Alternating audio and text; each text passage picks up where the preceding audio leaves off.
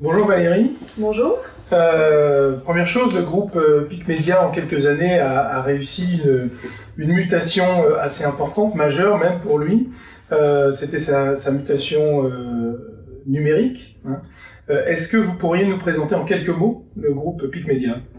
Oui, tout à fait. Alors, PIC Média, c'est un groupe de presse spécialisé dans l'information professionnelle. On édite 17 titres, 17 marques d'information, donc sur le print et sur le digital. Par digital, site web, newsletter, réseaux sociaux. C'est un groupe de presse dirigé par Jean-Christophe Raveau. On est à peu près 45 salariés, dont une quinzaine de journalistes. On a également 8 salariés sur la production print et digitale et une régie publicitaire intégrée d'une dizaine de personnes. D'accord, très bien, merci. Donc pour revenir au sujet principal, on a besoin de comprendre un petit peu quels étaient les enjeux de ce challenge, on va dire multicanal pour le groupe PIC Média, notamment sur le plan éditorial, sur le plan RH, cas échéant, marketing. Quels étaient-ils ces enjeux ? Alors pour nous, l'enjeu majeur, c'était la production print to web. Ça, c'était vraiment l'enjeu principal pour PIC. Donc effectivement,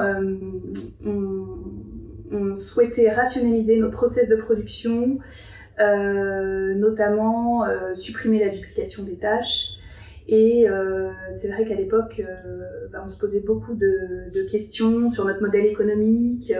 Donc, est-ce qu'on publiait l'intégralité du print sur le web et combien de temps après on devait publier les articles, est-ce qu'on réservait ces articles à nos abonnés, voilà, il y a tout un tas de questions qu'on se posait à l'époque. On se pose encore toujours d'ailleurs.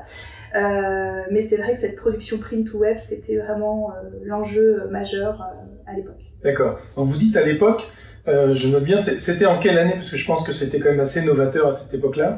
Alors c'était en 2012, donc ça va bientôt faire 10 ans. D'accord.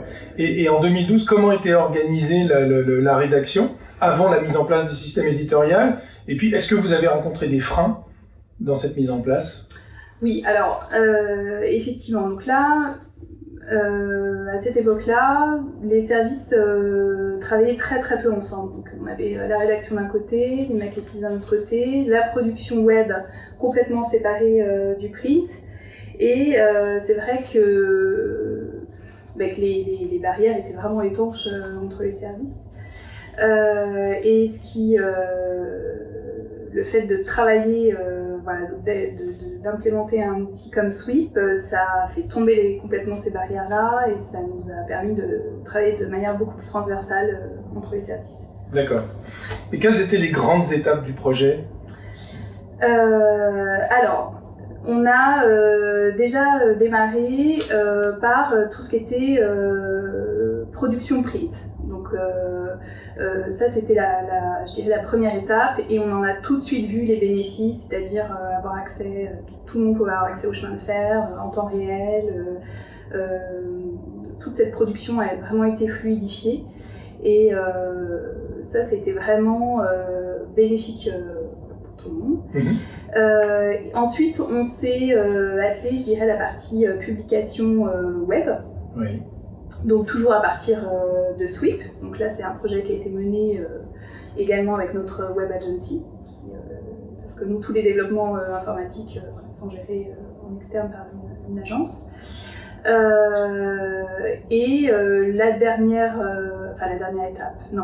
L'étape suivante, parce que le projet est toujours actif, a été la production de newsletters. D'accord. Qui est une activité très importante aussi chez PIC, parce qu'avec 17 marques d'infos, on envoie énormément de newsletters par semaine. D'accord.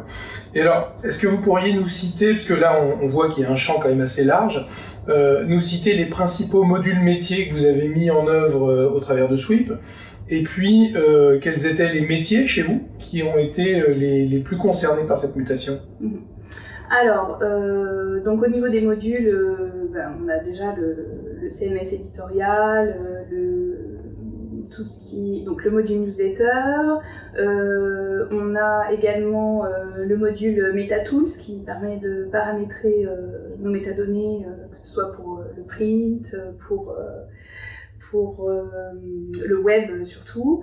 On utilise également depuis peu Sweep Layout et Sweep Reverse. D'accord. Et quels sont donc les métiers qui ont vraiment été touchés par cette mutation? Alors les principaux métiers, ce sont les journalistes et les maquettistes qui ont été les plus impactés par cette mutation digitale. Oui. D'accord. Et dans votre organisation, l'apport des newsletters est venu sur le pendant des webmasters ou des métiers un petit peu du digital? Alors au départ, effectivement, tout ce qui était production de newsletter était géré par, chez nous, la production, le service web en fait. Donc c'était un webmaster qui codait chaque newsletter, enfin on avait des templates préétablis, mais rentrés sur Dreamweaver, etc. Oui. Quand on a passé nos marques sur le digital, on ne pouvait pas absorber toute cette production, donc on a formé les maquettistes aussi à utiliser Dreamweaver, utiliser la plateforme de routage pour envoyer une newsletter. Donc ça n'a pas été facile, c'est vraiment pas leur cœur de métier, et du coup quand Sweep nous a proposé de collaborer au développement d'un module newsletter, on a tout de suite saisi cette opportunité. On voyait vraiment le gain pour Peak en termes de ressources, ressources de temps. Et du coup, le fait de mettre en place ce module nous a permis de dégager énormément de temps en production, justement pour faire d'autres choses sur le digital. D'accord. Et quel a été, selon vous, l'apport des équipes de RIP Consulting dans l'aide à la réussite de ce projet? Alors, pour moi, vraiment le point fort, c'était l'accompagnement. L'accompagnement, et vraiment l'accompagnement au changement dans une méthode projet, c'était vraiment pour moi l'apport principal, parce qu'on touche, avec un projet comme Sweep, on touche vraiment au cœur de métier, on fait face à des résistances au changement, les gens ont peur, c'est humain, c'est naturel, et vraiment cet accompagnement a été vraiment salutaire pour Peak et a permis aussi d'intégrer Sweep dans un projet d'entreprise soutenu par la direction. Toutes les fonctions étaient impactées et impliquées dans le projet. On n'a pas imposé l'outil comme ça, sans consulter les gens, sans discuter de la mise en place, des process, repenser l'organisation, tous ensemble.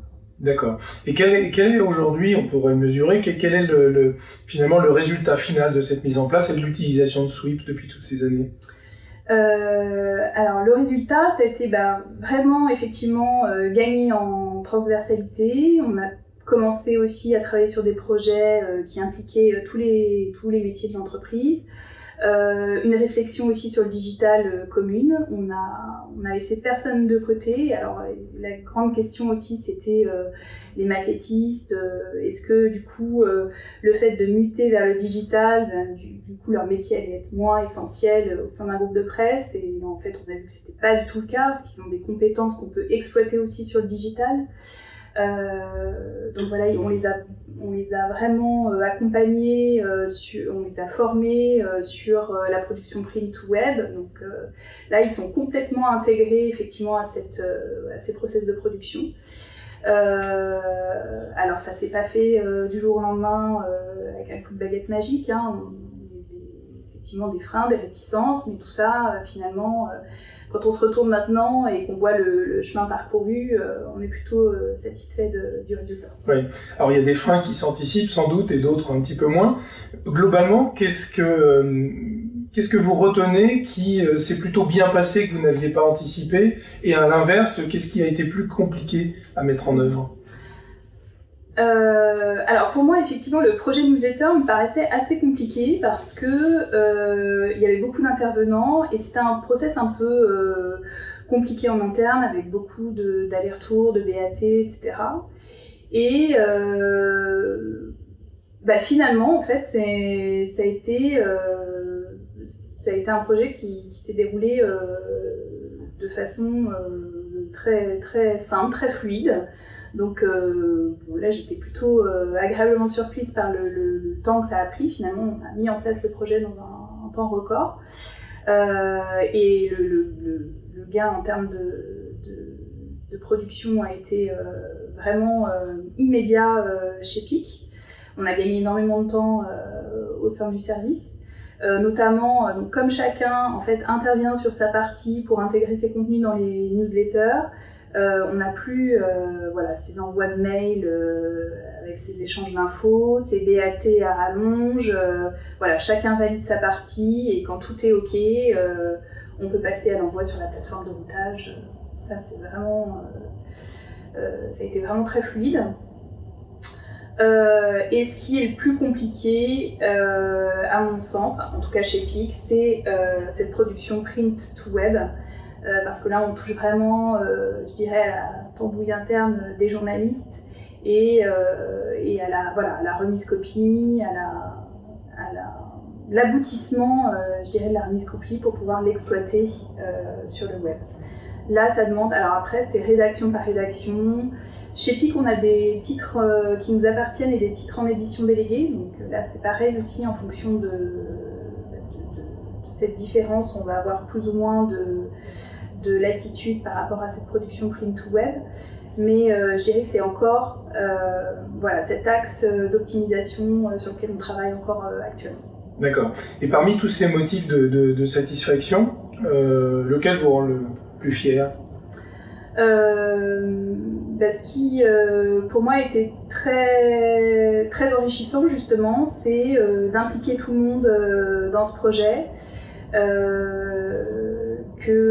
Effectivement, chacun ait pu embarquer dans cette aventure. Et puis, effectivement, de rationaliser, de pouvoir absorber toute cette charge de production qu'on n'aurait pas pu faire sans un outil comme Sweep. Oui, alors c'est un bilan plutôt très positif, qui doit être, j'imagine, très très inspirant aussi pour d'autres éditeurs. Juste en 2 mots, quel bilan on pourrait en tirer, mais vraiment de manière très très synthétique pour retenir l'essentiel de cette mutation? Je dirais l'essentiel c'est vraiment de considérer l'intégration d'un outil tel que Sweep comme un véritable projet d'entreprise. Ouais. C'est pas seulement acquérir un nouvel outil, se former techniquement à son utilisation, c'est vraiment repenser l'organisation, remettre à plat l'organisation pour exploiter l'outil au maximum. L'essentiel aussi, c'est effectivement ce qui est très important, c'est d'avoir le soutien de la direction. Parce que ça peut être c'est majeur dans la réussite du projet. D'impliquer tous les utilisateurs à la mise en place du projet, parce que ce sont eux les utilisateurs et ce sont eux qui sont impactés par cette mutation directement. D'accord, et donc ce sont grosso modo les conseils qu'on pourrait donner à un éditeur qui voudrait se lancer dans une aventure comme celle-ci. Oui. Vous en voyez d'autres, des conseils qui n'ont pas forcément été quelque chose de conservant pour vous, mais qu'avec du recul vous voyez aujourd'hui? Oui, alors peut-être que effectivement, et là c'est peut-être la situation liée à la crise sanitaire aussi qui veut ça, c'est-à-dire que quand on a aussi des projets de cette envergure avec beaucoup d'utilisateurs concernés et qu'on ne peut plus trop effectivement se réunir pour échanger de façon aussi fluide, parfois il ne faut pas hésiter à mettre les choses en place, mettre un peu la charrue avant les bœufs et puis se dire que de toute façon l'outil est très évolutif et qu'on peut à tout moment aussi revoir notre organisation, mettre en place effectivement des process un peu plus structurants, mais pas avoir peur aussi de se lancer parfois sans trop échanger sur des sujets qui peuvent aussi être un peu clivants parfois entre services. Oui. Bon, puis il y a un point que je vois aussi qui est quand même très très important, mais vous le mentionnez pas, je pense par modestie, mais il faut un pilote de l'avion, et il faut un pilote dans l'avion qui ait les compétences, l'envie, du talent. Donc je pense que c'est aussi la clé de la réussite chez PIC. Voilà, c'était important de le préciser. Merci Valérie. Merci à vous. La presse au futur, 100% digital. Une production Dot Events et Broadcast Associés.